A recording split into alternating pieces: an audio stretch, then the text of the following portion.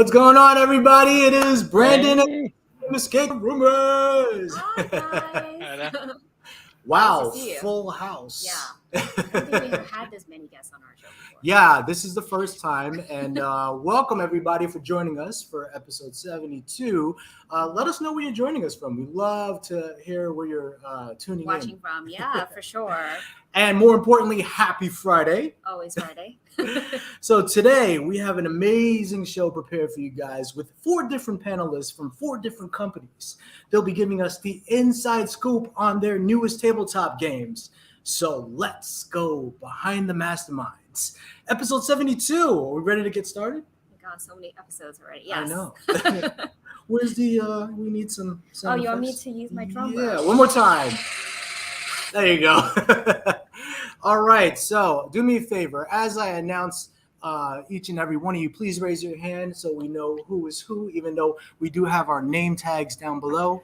Let's get started. Our first guest was previously on Behind the Masterminds for episode 24 and is joining us today all the way from the UK. Let's welcome back the game designer from Professor Puzzle, James Smith. Where are you at, James? Hi there. I'm good. I'm in London, so sun's just setting here. So sorry about the lighting, but We see you perfectly clear. Oh, okay, brilliant. All right, and there you go. All right, so James has been working there for 2.5 years now, and he is the writer and designer of Danger in the Deep. And now, the next in the series, the 2-part escape room game, Curse of the Dark. He is also currently working on a kids' escape room game called Escape from the Aquarium. How you doing, James? I'm doing great. Thanks for having me. Thank you very much. All right, and moving on to the next guest, we have the founder of the Perditus Manuscripts, Jay Nolte. Jay, where are you? Hey, I'm here in Milwaukee, Wisconsin. In Milwaukee, Wisconsin. Yeah. Do they know of a beer? Sorry? Milwaukee beer. Sorry. Milwaukee beer? Yeah, breweries. Yeah. Right? Oh, yeah. We have plenty of beer here. Yes. I'm sure indeed. you have more than just beer in Milwaukee, but that's the first We thing that do. came to Cece's mind. Yeah. All right, so Jay has over 30 years of experience as a freelance animator and illustrator working with 2D and 3D software. The Perditus Manuscripts is Jay's first project that incorporates his passion for storytelling with a unique style of gaming. Yay. All right. Yeah, can't wait to talk about it. Oh, yeah, we're excited to hear about it. Our next guest should be very familiar with our guest as the company appeared on our episode 40 of our show, but we're super happy to have a new guest on the panel today from Trapped Puzzle Rooms, Mark Larson. Hey, Hello, everyone, how you Mark. doing? Hey. Good. All right, so Mark is the project lead for a number of experiences at Trapped Puzzle Rooms, including their line of audio escape adventures and their newest Trap Takeout product, which is Rough Bluff, a Sherlock Holmes mystery. So cute. Yeah, very cool. We might have some cat lovers that might be hating on this No, and he's going to expecting make a cat game. a cat later, too. adventure soon. We have to. It Just stay tuned. works. We're going to make one of those. Yeah. All right, we'd love to hear about it. And last but not least, finally, we welcome our only female panelist for today, representing all the female creators and owners out there, Tyler Rogers from Labyrinth Puzzle Challenge. Hi, Tyler. Hello, everyone. Longtime fan of the show, first-time guest. Yay, okay.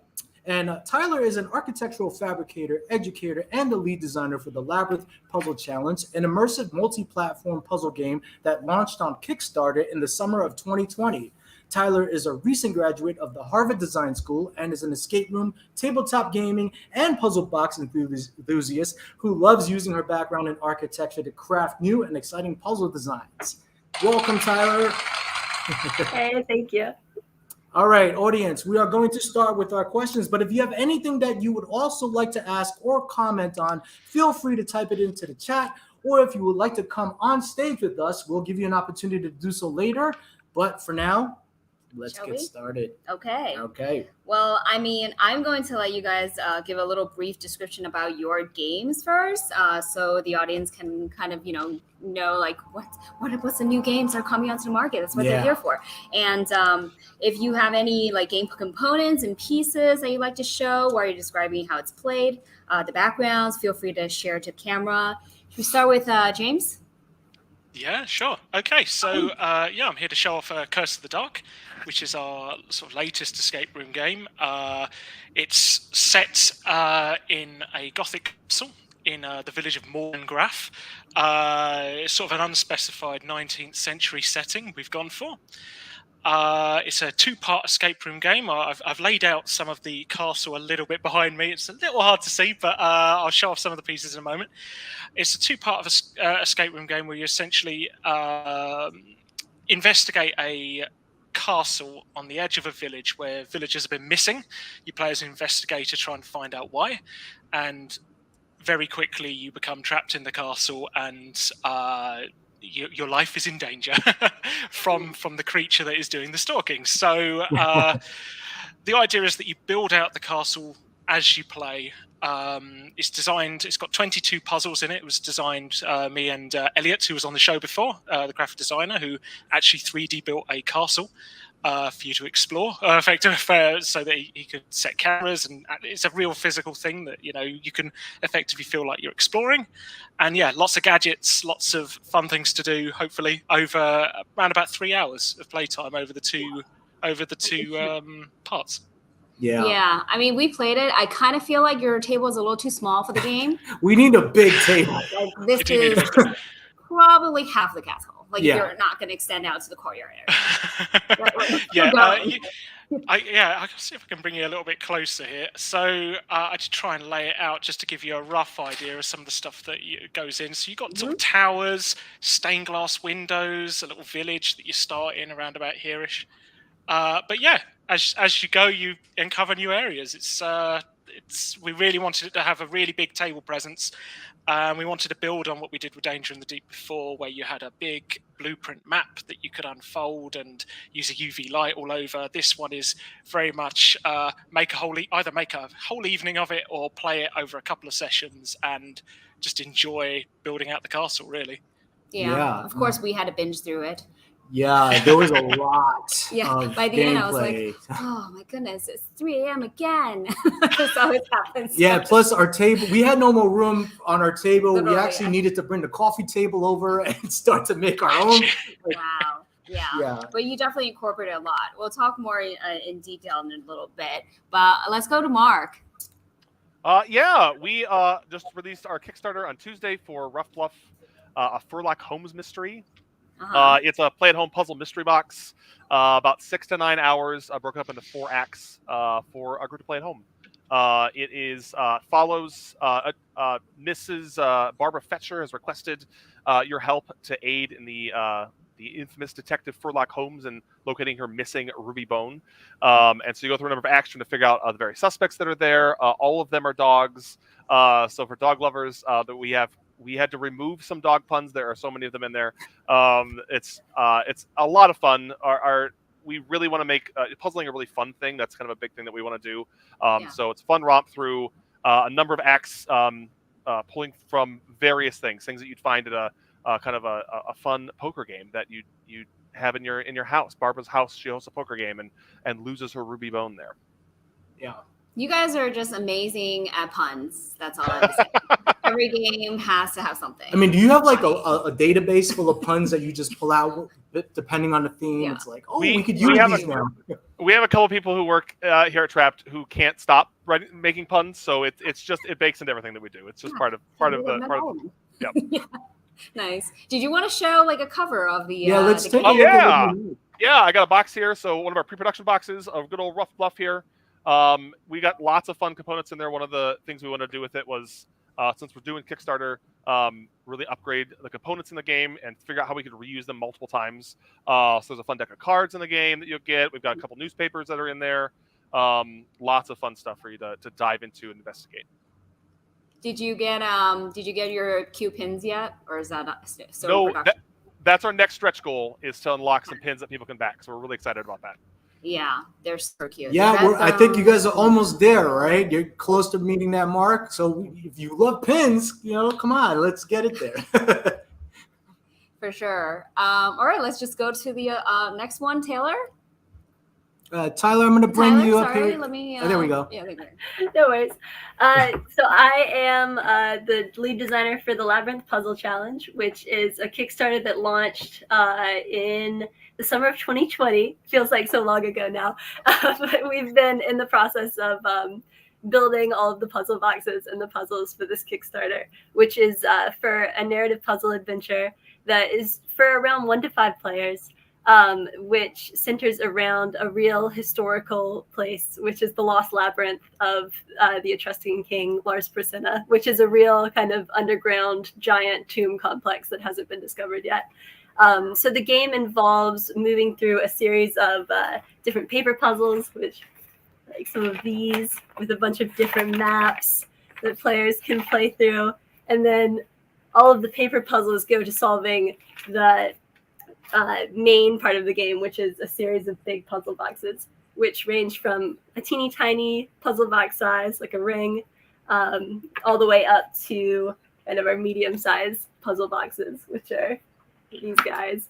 Wow. And as you, yeah, and I forget how heavy these are sometimes. Yeah, is the biggest one like on the floor right now? Yeah. No, this one's the biggest one, luckily. And look, Okay. there's also a box that you can put all of them in, which is technically the biggest. But this is the biggest one that comes with the main game. Yeah, Yeah, got a we really actually cool have, we middle finally one. got ours. Yeah. Middle guys, so Uh-huh. cute. Look at this. Yeah, this one's actually my favorite one.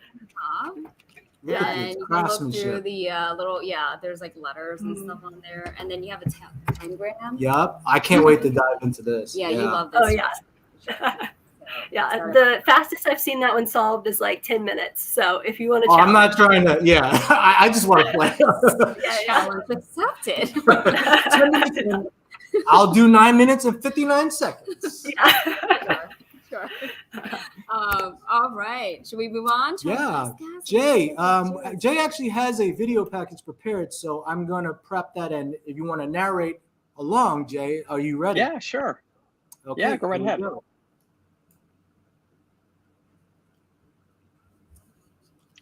Yeah, so imagine finding an ancient manuscript. It's sent to you, and it's in an unknown language, and has all these objects and characters in it that you don't know what they are,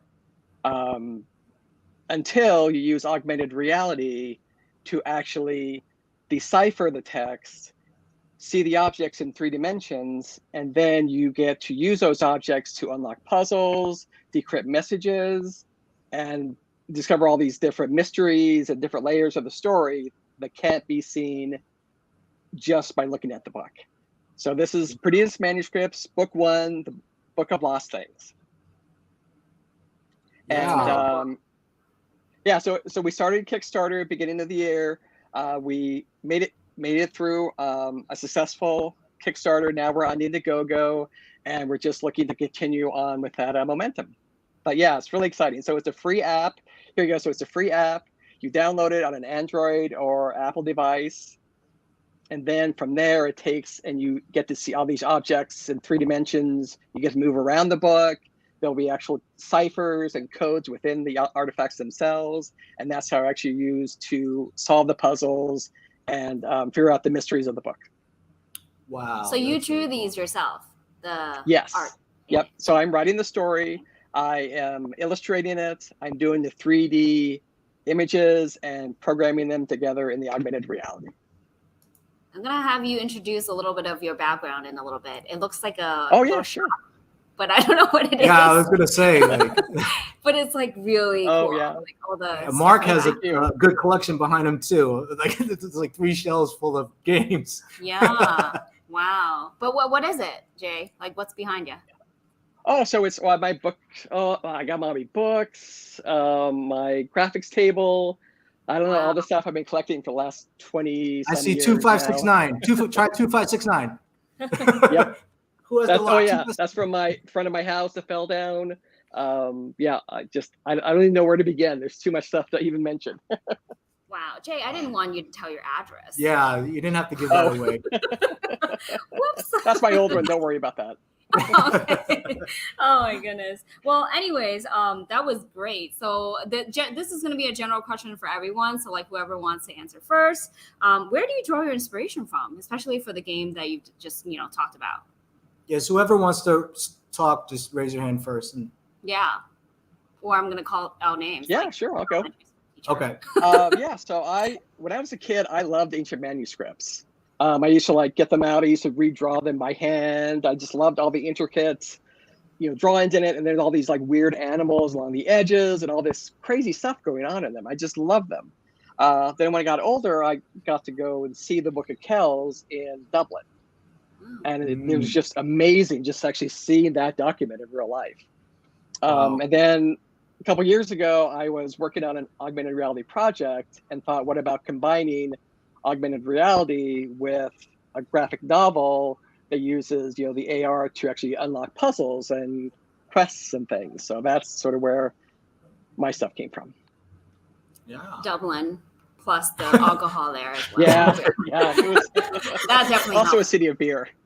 Yes. From one city to the other. Tyler, do you want to share where your inspiration comes from? Yeah. So my background is in architecture. So for me, a lot of it was kind of looking at old architectural drawings, kind of similar to looking at old manuscripts and tracing over them. But so for me, it was buildings instead of manuscripts. But kind of looking at gigantic underground spaces, especially ancient drawings of them, and starting to imagine what could go in them or moving through them as a kind of puzzle. And then for the puzzle boxes, a lot of the inspiration for these comes from like looking at designs of old wooden locks. So like especially ancient Roman locks, like before they were working with metal, there was a lot of like very intricate wooden lock making going on. So like for this one, the main mechanism for the front door of this puzzle is based on an old Roman lock with a series of bars that, like, once all of these knobs are in the right place, all of the bars can slide over. Hopefully that's not too much of a spoiler because I haven't said what the combination is, but that's actually like an old Roman lock design that I kind of lifted and adapted for the puzzle. So like looking at different ways the locks have been designed throughout time and incorporating them into some of the boxes of this puzzle game. Yeah, and also being like an escape room enthusiast, like seeing all the different locks that are in the rooms, and then coming across that first one, it's like, what is this? I've never seen this type before. And it sticks with you. It's always like, now I know for the next time. Yeah, I wish my brain worked like that. See a building, and all of a sudden I can unlock stuff. Oh, I thought you said see a building. All of a sudden I could build. No, it's just like I just see like architecture, and then things just come to me. If only it was that easy. Yeah, that's just like Amazing. Mark, we'll work this way. I don't know if the orientation is the same for you guys, but we're gonna go this way. We this will be our first Kickstarter project. We wanted to make another play at home game. We've made a number of them that we manufacture, produce ourselves, and send out. We wanted our first Kickstarter one to be kind of a level up from that. So our first brainstorming was, what cool components could we use? What are the things that we wanted to manipulate and create and play with? We had a lot of ideas on the table. One of them was like a Western in a saloon. And from that, we had a lot of cards and poker chips and things you do see in the game. But none of us really know anything about Westerns, and all of us love dogs.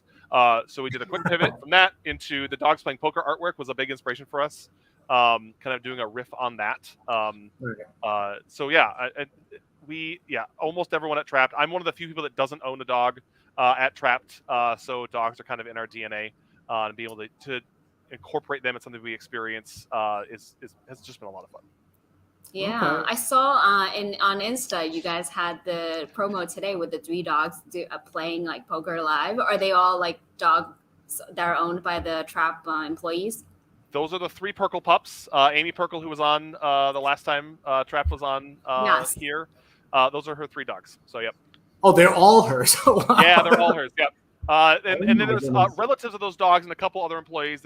We've got a lot of the mini American shepherds out there in our trapped team. Oh, so crazy! That's an inside scoop. Nobody knew that. Drop my dog off for dog care. We want our dog. We want our dog to have a cameo in Rough Bluff too. You can do that. That's one of the tiers. You can do that. Sure. Yeah. James. Yes. So our inspiration, I guess, we take a very sort of genre based sort of approach to any sort of escape room we're doing. If when we did Danger in the Deep, it was sort of really immersing with, we want to create puzzles that are very they make you feel like you're actually there, or make you feel like you're interacting. No sort of like generic puzzles that you could just sort of throw in any theme. You know, we want to sort of really specify them to the genre where you are.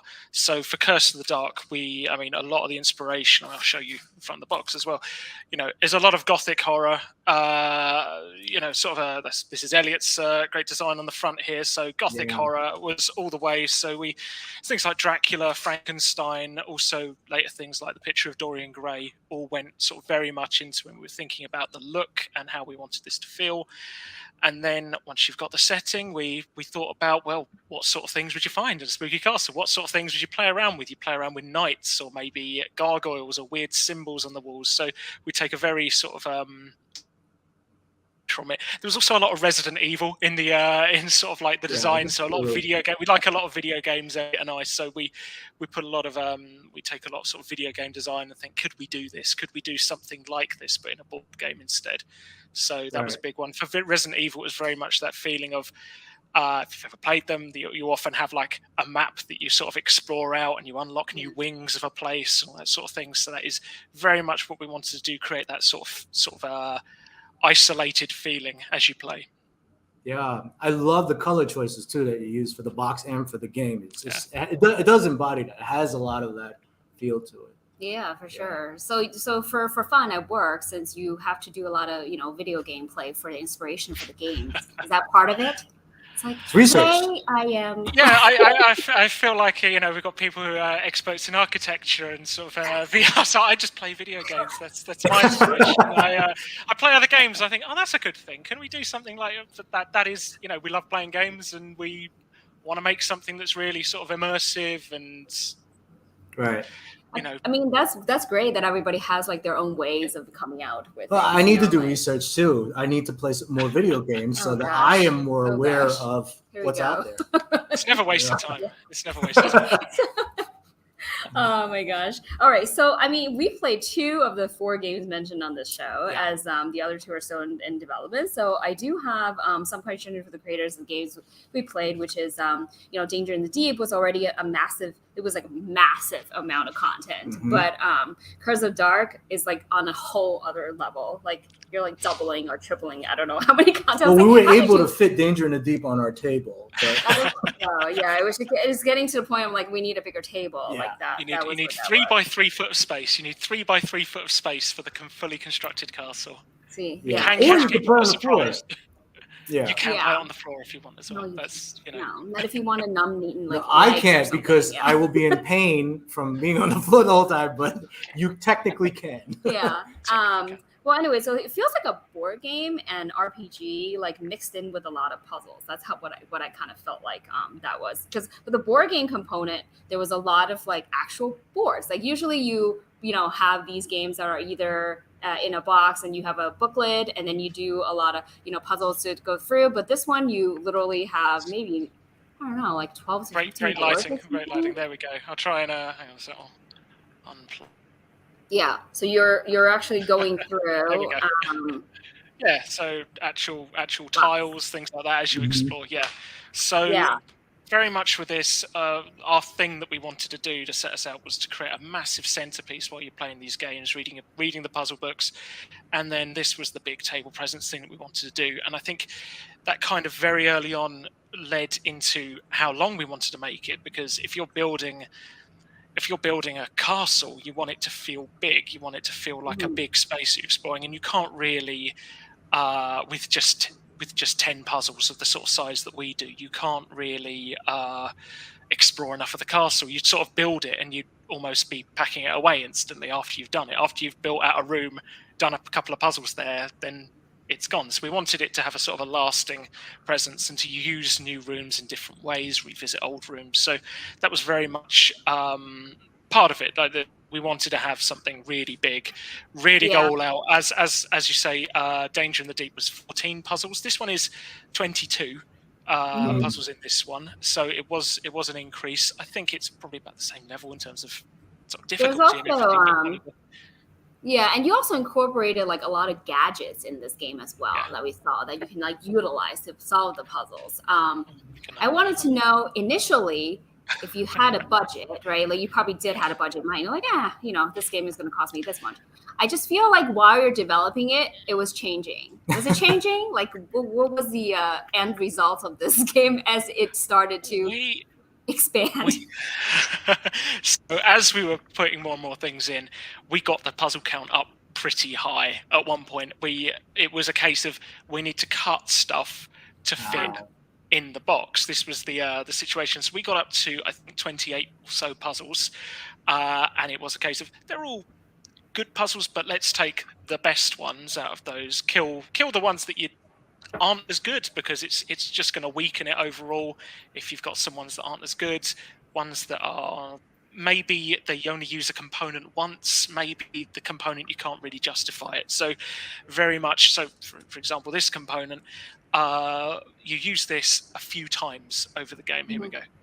Off the screen now. Use this a few times over the game. So originally that wasn't the case. You only used it maybe once or twice. So we actually looked at some other puzzles and saw how we could make best use of the space. So these tiles, for example, a lot of them will have I won't show it for too long, but a lot of them will have instructions or pieces of story on the back of them. So that enables us to actually save on components. We don't need to include storybooks. We don't need to include cards for the story. So maximizing the use of space, really just jamming it in.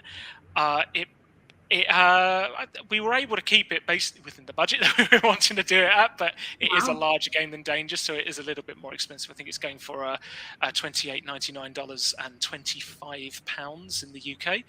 But it was a case of we cut the stuff that either isn't working or isn't as strong, and that's how we get it down into the size that we want. Actually, one of the when I was clearing out the space for this behind me, I actually found one of the old components in one of our old sort of like ideas that we're never going to make it into the final game. It would have been nice, but there is a stained glass window in the game, which I will see if I can just about reach while I'm plugged in. Brilliant. It's a stained glass window in the game. I'm going to turn this light over slightly, but yeah, stained glass window. Nice. Don't have the best camera, but it's for used in a number of puzzles, number of different ways over the gameplay. But originally, stained glass, we wanted to do that in multicolors. We wanted to have like this whole series of other puzzles that we could do. I mean, I found an old sort of like working prototype that I had here of things we wanted to do. It wasn't in our budget. We had to scale back. We had to look and think, do we need this, or are we just being a bit indulgent? And we cut those things out, and we just made what we had the best it could be, really. So just FYI, when you were saying earlier about having to cut down on puzzles, I was watching Mark, Tyler, and Jay all nodding along. Yeah, I know. It was like they were all synced. Like, I know, I feel you. Yeah. All right. So I mean, speaking with Mom, that was like pretty much like what we felt the biggest game. Yeah, that came out from Professor Puzzle that we've played. Yes. So we're gonna see what the next one is. I'm scared. I think the next one, if you go bigger, it's gonna be pretty large. I think we've hit the length limit. So I think 2 sessions of 90 minutes is a nice. This is for it's. New people can play it, but it's for people who really love escape rooms. It's a really seat yourself in the world and for sure more challenging than the basic. Yeah, and then in the future, I think we'll be looking at sort of smaller experiences with this at the top end. But we are, of course, as you say, doing a kids escape room as well, which is a much smaller experience. We don't expect kids to be able to sit around for 3 hours escaping a castle. So I don't know about the attention span there. Yeah, I think they'll have fun like taking it out of the box and laying it all out, and then unless you give like some candy at the end or something. That could be hide the candy and then have them find it. Yeah. That's probably the only way.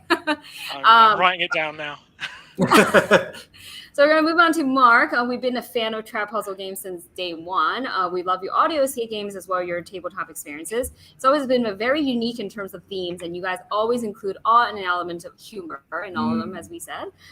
This is what makes them like so fun, like every time we laugh so much.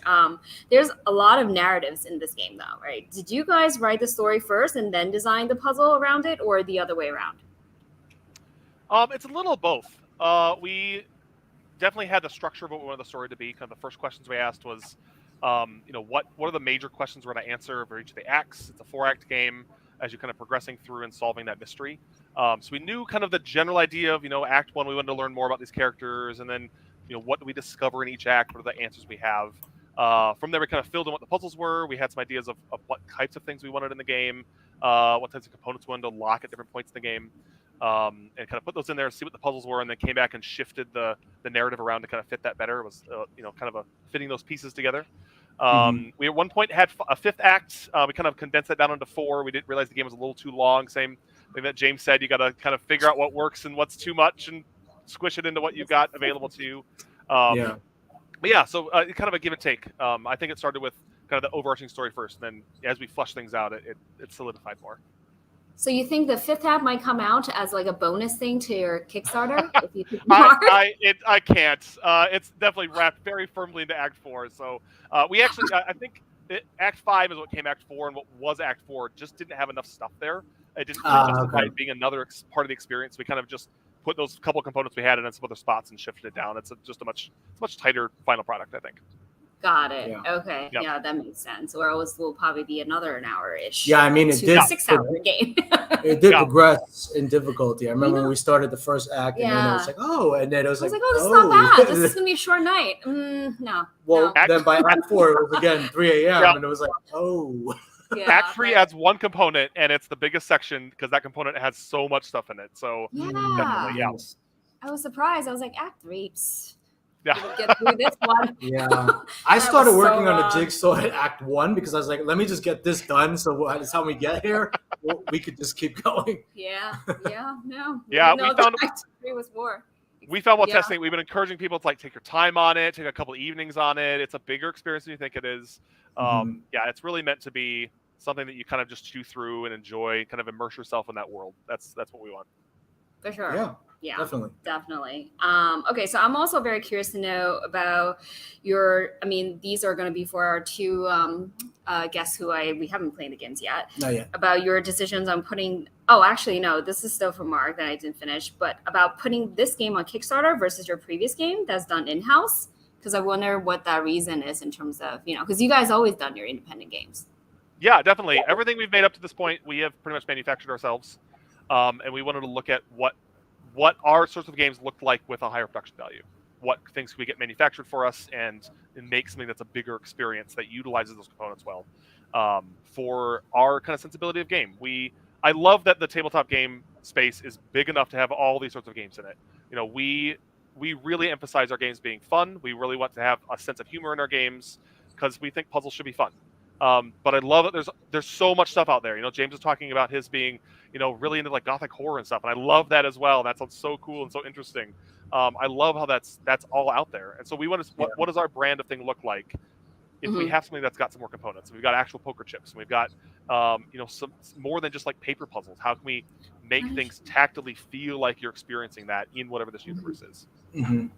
That's true. There was so much variety of puzzle challenges in that game. Yeah, because their pizza game and their the movie one is mostly paper components. Yeah. Now that you talked about it, I'm like, oh yeah, sure. All these physical stuff will be a lot interesting to see, in their new up-leveled. Yeah. I'm excited. Okay, so this question now is for Jay. We haven't played your book yet, but we're very intrigued by the 3D and the AR components. I know you said you're illustrator and animator for 2 and 3D, but have you encountered anything in this project that was new and challenging for you? Yeah, for me, it's all been new and challenging. But that's what's made it so much fun. So when I was looking out there, I'd seen people using augmented reality, but not really the way I had in my head.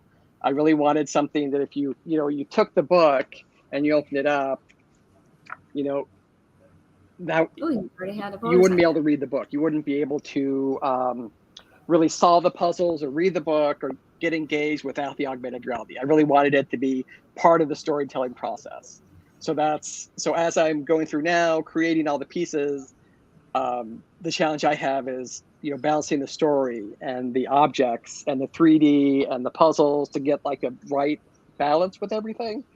So that's kind of the challenge I'm facing now, but it's a lot of fun. So Yeah. Did you have to like hire any outsource stuff for your project? Not at the moment, but towards the end when we actually get into more programming, because I would like to have some of the puzzle pieces turn, and I don't know how to do that. So I'm going to talk to some programmers later on down the road once I actually all the pieces designed to see how to do it. But I may have to bring some people in. Yeah, I love how it is a really unique way of a reveal. I mean, having something just out and then not being able to see what you want them to see yet, and then that's really cool. Yeah, or you could just YouTube it. These days, you can YouTube it, right? All right, so Tyler, after hearing that you've graduated from Harvard Design, I'm a bit worried that I'll never be able to get out of your labyrinth. I'm a little scared now. So although we haven't played the game yet, we're amazed by the beautiful puzzle boxes that we got, the contents that we've seen so far, and in the photos and everything. I'm assuming that these are outsourced and you're not like actually making these in-house. What are some challenges you had to face with your first project, right? First project? It is, yeah. It's the first Kickstarter project that I've been a part of. And it's actually kind of a mix between outsourcing different puzzle components and building them in-house. So there's a couple parts of the game, like, for example, the little components, like our little enamel pins that come with the game. Pins. You said pins. Oh, yeah. There might be pins in your future. No spoilers, but let me know when you get that box open. No, I'm just kidding. And we got like a lockbox that comes with every game that we customize to have a little puzzle on it. So these all are things that we sourced outside of our creative team. But then for the wooden boxes, we actually do like cut all the pieces in-house in a fabrication space and assemble them in-house as well. So that's kind of the main challenge of the game and why it's been taking us so long to get from the Kickstarter to the actual fulfillment. Is that we do a lot of the fabrication, and one of the like challenges with so that's one of them. That's one that we designed and assembled.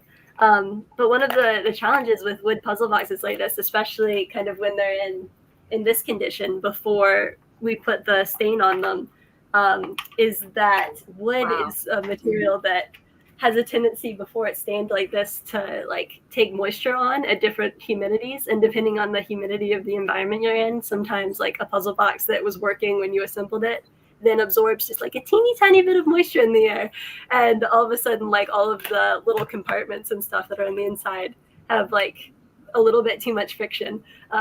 So like the biggest challenge for us, especially with like building all of these puzzle boxes in our workshop, is that we go through and like during the build process, we'll test them to make sure everything's working. And then we have to like keep coming back and keep testing them so that we know that like if I build a puzzle box in Massachusetts and I ship it to somewhere like, like Florida where the humidity is much higher, like all of the little sliding components and everything still do what they're supposed to do, so that like things that are supposed to open don't have that extra challenge of being totally sealed shut.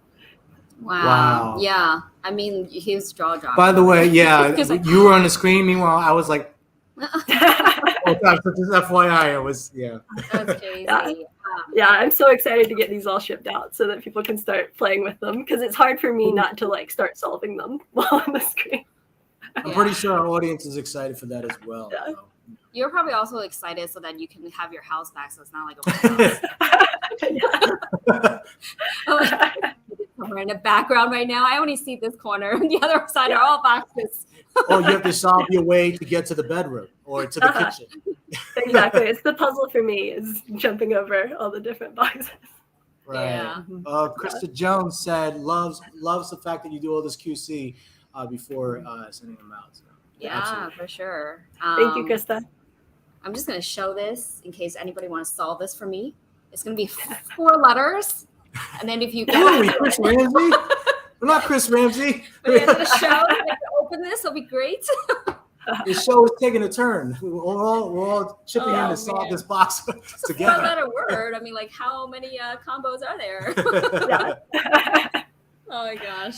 Okay, so I mean, for all the audience, you guys, if you've been following our Instagram, you've known that there's some amazing giveaways we're doing with these 4 companies. But if you haven't, definitely check it out, as We'll have them before like each episode of our show. So the next ones, we'll have different ones from the guests that are coming on for the next one. Mhm. And we'll always be announcing the raffle winners of this episode at the end of the show. So then end of the show, we'll announce like the 4 that won these 4 prizes. But if you don't claim it in 24 hours, we're going to pass it on just because we want to make sure that, people are actually She's engaging. brutal. And yes, that is true. We do have winners, very though. strict. Yeah. We have raffle winners picked for the prizes that are so being stay offered. tuned So, until the end and see if you won. cross fingers, cross Okay. fingers. So, I mean, also at this time, if any audience wants to come on stage, just always have them like, I'm not sure. People are I think so we're camera asking shy. the right questions, the Yeah. questions that they would want to ask. But if you do have other questions, And if you want to say hi to your, creators, definitely. Brandon's going to put a link in there in case you want to join us. But if not, you can feel free to type your questions in the chat and we'll revert them to them. So I'm going to go back to our panel as well. People type in their questions. Can you tell us how many people can you tell us, how people can order your games at this point, and when is your ETA for delivery and the price, so they kind of understand where everything is? Should we go this way? Let's start backwards. James? Okay. Sure. We'll start with Jay. Oh, sorry. You're right. Whichever way you like. Let's start with Mark. Great. We'll just pick someone else. Perfect. So we launched our Kickstarter on Tuesday. We'll run it for a month. You can search for Rough Bluff Kickstarter. You'll find that there. You can join us at Play Trapped on Twitter. We're also on Facebook and Instagram. The base copy of Rough Bluff we're selling for $69 on Kickstarter. That's a special Kickstarter deal. We also have our Furlock Holmes Museum Mystery, which is a point-and-click adventure we did. That was the first Furlock Holmes game that we're bundling with that. That's also the giveaway we've got here for you guys. Or you can get all of our Trap Takeout stuff. If you haven't gotten anything yet, you can get it all. We've got a big discount for that as well. So go to the Kickstarter, check all that out there. Or you can visit our website, trappuzzlerooms.com, and get any of our other takeout stuff there. We don't know, because of how we're manufacturing Rough Bluff, if we'll have that available after the Kickstarter is a big unknown. So if you want that, you make sure to get it during the Kickstarter. But everything else we do have available on our website as well.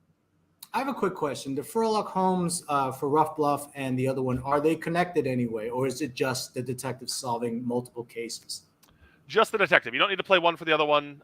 They're entirely different cases.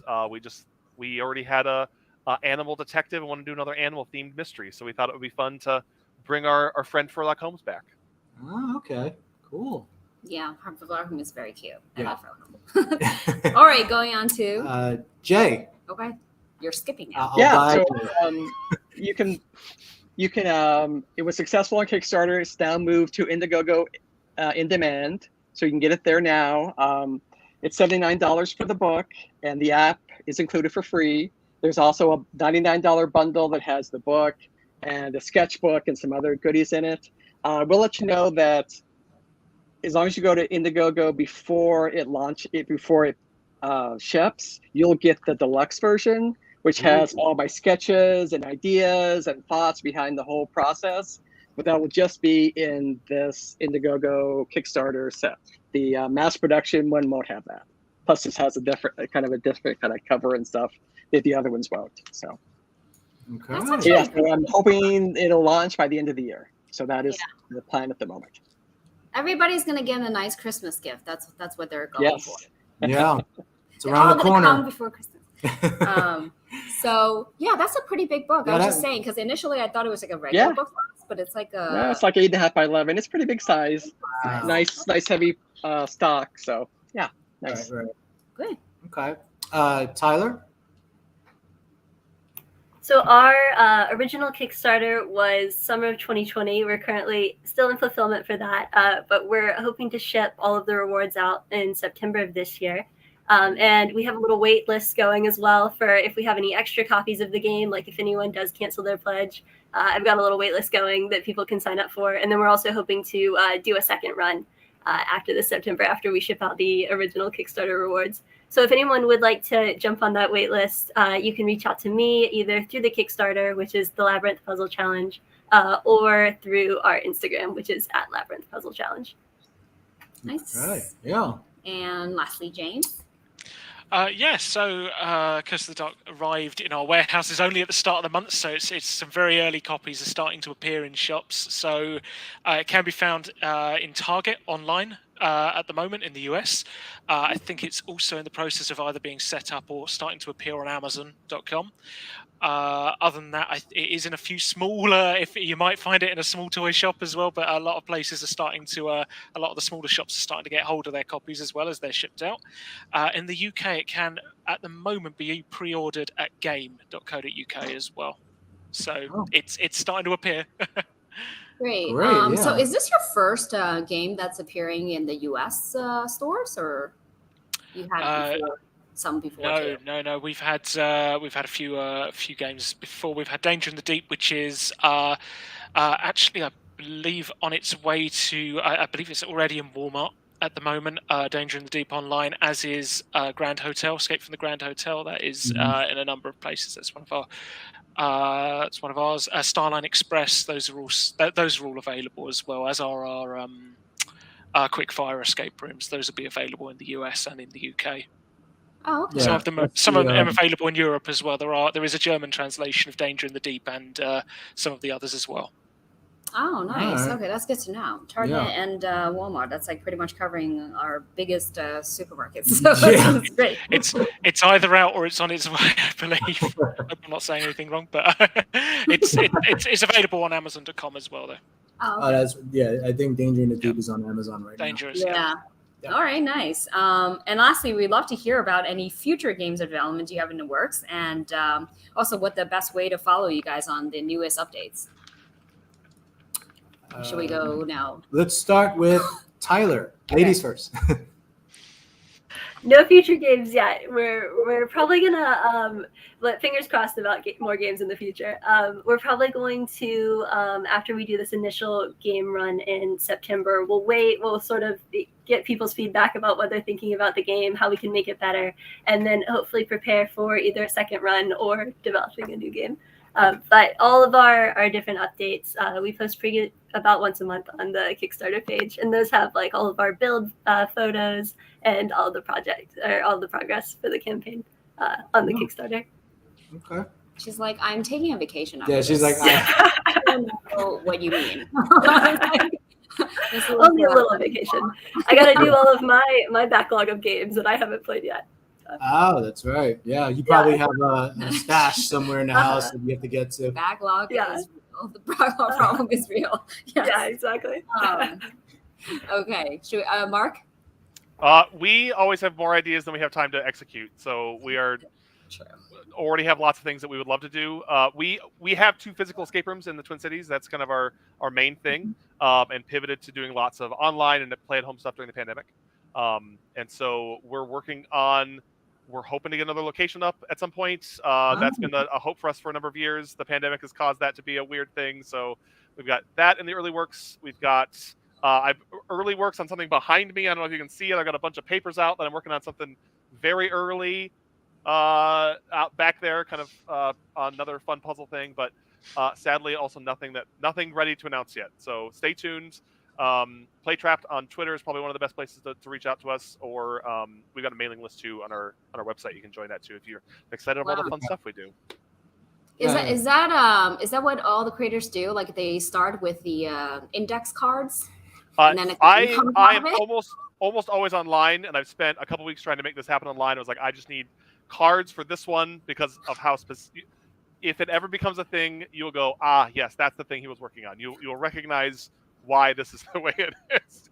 Oh, okay. So it's just that game just needs a lot of cards. Just this one needs, Okay. Yeah. I'm going to squeeze a question in from one of our audience, from Matthew. Wants to know what timeline do you set up for yourself? I'm not sure who he's addressing this to, but whoever wants to answer it. And do you meet it, or you are on schedule most of the time when you do that?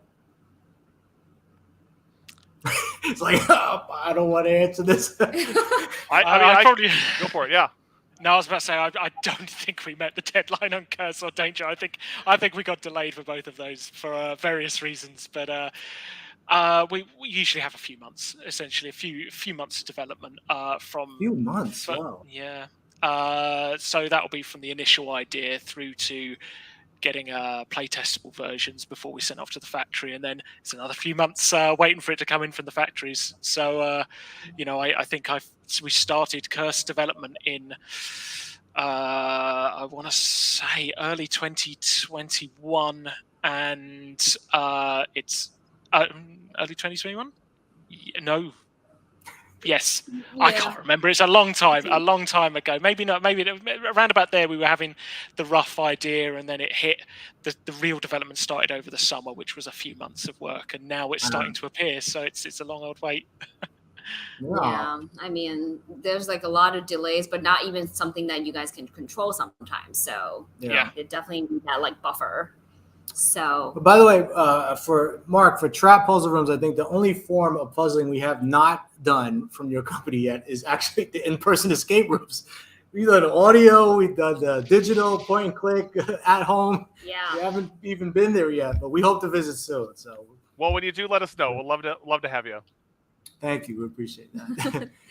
And yep. We we feel the haven't- same way. Krista says she gets excited every time that you put on a new update. Yeah, Yeah, that's Oh, thank you so much. Our goal. All right, so we didn't finish with the new updates. So James, do you have any other new games? Oh yes, Sweet. so the Yes. latest thing we've got on the way is Escape from the Aquarium. This is a escape room that's designed for kids. So it's kids around about 8 to 12, that sort of age group. So yeah, lot of noisy play tests with children, sort of seeing if they could solve these ones. But yeah, this is our latest one where the player is transformed into a little fish and has to escape by gathering some ingredients to reverse the spell. It's very different sort of style escape room to the other ones that we've done, so it's more of a non-linear solve the puzzles in any order, find where the puzzles are, and escape with a fun little wheel that you can use, little ship's wheel, and it's about finding codes, entering them into the ship's wheel, and seeing if you escape at the end. So that's our latest one. How much gameplay is in there? Like how it's around about an hour playtime. It's designed sort of 45 minutes to an hour playtime. Because their This one attention for span is really short, they cannot sit for that long, the kids. yeah. So it makes sense. No, I think that's a good amount of time. Definitely. Yeah. Do you have fish food in there? Do we have fish food? Yeah. Nothing like that in here. Bring your own fish food. Yeah, exactly. It's 4 envelopes themed around an aquarium, and there's a little bit of learning in there as well for kids as well. So That's great. Yeah. I love how portable it is too. It looks like you can take that on a plane and have your kids play like on the go. Yeah, totally, absolutely. You can get like 1 hour free babysitting while they don't bother you and do other things. Yeah, we found out at the play testing they were quiet while they play test, and as soon as it was over, they weren't quiet anymore. So that's good. Yeah. So that's quite nice, If you want an hour's break, there you go. Awesome. Jay, any updates? Well, so this is the first in a series. It's pretty epic, pretty large storyline I'm working on. So there's going to be at least 2 more books coming up after this one. Wow. Connected? Like sequel? Yes, everything's connected. Yes. Ooh. Wow. Trilogy. So then eventually they'll probably transform into graphic novels. So at some point. Wow. Is it still the same idea though? Is to have to use a 3D component? Right. So these 3 books will be the 3D elements, and then after that, I'll see how it goes. But the story I have is pretty large storyline, so it's gonna take some time to tell the whole thing. Oh yeah, for sure. No rush. Yeah, I'm pretty excited. I think Jay's aiming towards by the 3rd book, you can actually step inside the book. Exactly. Yes, exactly. By then, you won't even need glasses. You'll just be able to walk into it. That's right. Oh, that's so cool. I love now that. we're aiming, but yeah. Yeah. I love the fact that you already set your goal to like it's going to be a 3-book. I think three of them. So like before you even and that's also part of what's taking a lot of time now is I really want to have that story worked out for all of them, so all the interconnectivity really works well. So I really want that to build every book. It gets higher and higher. So yeah, amazing. Absolutely. Okay. Wow. That's a lot of thanks for sharing those updates. Yeah, a lot of exciting new things coming out. But I think it's time for our announcement for our raffle winners. Well, I won, so right? Excited. It's me. Just tell me it's me, and I'll take all the games. and I'm Yeah, good. that's so wrong. But anyways, as always, we had a lot of entries, which we entered into a randomizer and was able to choose the winners for the below raffles from Are our you ready? generous panelists. Yes. Our Okay. first Who up. are we doing first? First up is the copy of Furlock Holmes Museum Puzzle Mystery Rooms. from Trap Puzzle Room. Okay, who it is? Who it is? All right, the winner is Ana Clara Garcia. Congratulations. Anna.Clara Contact- _Garcia. Yeah, Congratulations. contact us on Instagram so we can tell you how to claim your prize. Yeah. All right, so our next one is a copy of Curse of Dark from Professor Puzzle. Who is it? Woohoo! And it's Mark. Mark, our very own Hey, Mark Patreon. Mark Crossley. Mark Crossley. Congratulations, Mark. Mark. Oh, he's going to be busy for a while. Yeah. We're not going to hear from Probably him. not going to see him for a bit. Okay. You better go buy a big table. Yeah. Or you're flexible yoga style on the floor. And lay everything I out. want him to send I believe that in you, Mark. table looking thing. Yeah, we'll try to get a photo of him laying everything out and then I need post to it see that. on our yeah. Instagram. You should totally tell people to tag like people's gameplay and see what they're doing like at home, you know, Yeah. like how they're positioning the Show us your tablet. setup. That should definitely be a thing. All right, so then the next up is Labyrinth Puzzle Challenge. Okay, hold on. Prequel Oh, puzzle right. set. We didn't even know they had a prequel. A lot of people didn't know they had a prequel. But This there is is a already prequel. prequel, right? Oh no, I don't even know. So what's in the prequel? Yeah. The before we- prequel is a couple of paper puzzles and the small puzzle box. Little puzzle. Ah. Yeah. How cute. Okay. It looks like a stand To warm you or up. like a ring. For the Yeah. for the labyrinth. To get in the mood for the big puzzle boxes. Exactly. Oh, okay. Let's see who the lucky winner is for that. And All right. The who is lucky it? winner is DC Girl 724. Congratulations. Woohoo. Yeah. Assuming she's in DC. Or she's just into DC Comics. Huh? All right. And last but not least, we Yes. have the Perditus Manuscripts. Who is the lucky The well, Book what are they of winning? Lost Things. Oh, he's showing it. There it is. Beautiful. And drum roll. And the winner is Ty Napier 1. Congratulations. Congratulations, guys. Wow. Amazing. Yeah. You guys are going to have so much fun. A bit jealous because I haven't played the other ones either. We'll get it. Yeah. We're gonna. Nice. All right. Well, special thanks to our episode sponsor, Puzzlescape Hudson. Hopefully, we'll actually go see them. Yeah, I think in we're going to upcoming try to weeks. see them soon. They have Yeah. a new game. They're located in central Massachusetts. If you guys are ever visiting Massachusetts, they're excited to announce their latest family-friendly game called Escape the Cape. They also have a new PG-13 room that will open 4th of July, which is coming up, Yeah. called the Spam Sham Scam Jam. Initially, I was like, did I say this wrong? I gotta go like check it out. And that's no, Say that it is fast. Say it that is fast the 3 name of times. the room. Scam, spam, scam, scam, sham, spam, scam, jam. Okay, There you go. so Done. there we go.